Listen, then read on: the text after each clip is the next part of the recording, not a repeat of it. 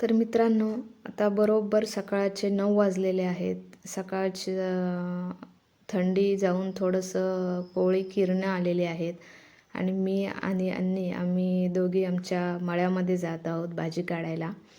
तर मित्रांनो, ही आहे बारीक मुळ्याची भाजी आणि इथे थोडीशी मेथीसुद्धा टाकलेली आहे.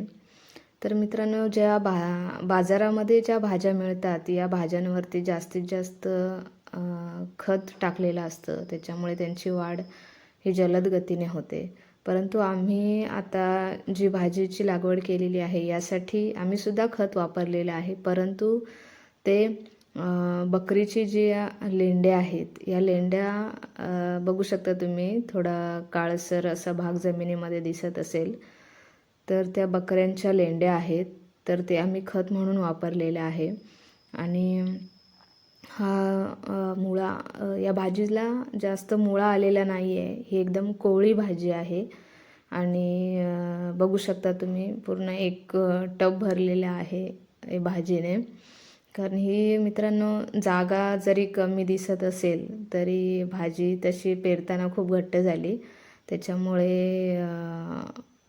एकदम भरपूर अशी भाजी आलेली आहे आणि ही आमची भाजी काढत आहे. तर मित्रांनो, मस्त अशी हिरवीगार भाजी आहे आणि कोवळी भाजी खायला मजासुद्धा असते. आणि हे साईडनी थोडीशी भेंडीची रोपं लावलेली आहेत आणि मेथीसुद्धा आता 4-5 दिवसामध्ये व्यवस्थित एकदम येईल. तर हे बघू शकता, मस्तपैकी एक टब भरून आम्हाला मुळ्याची भाजी भेटली आहे. एकदम कोवळी अशी भाजी आहे.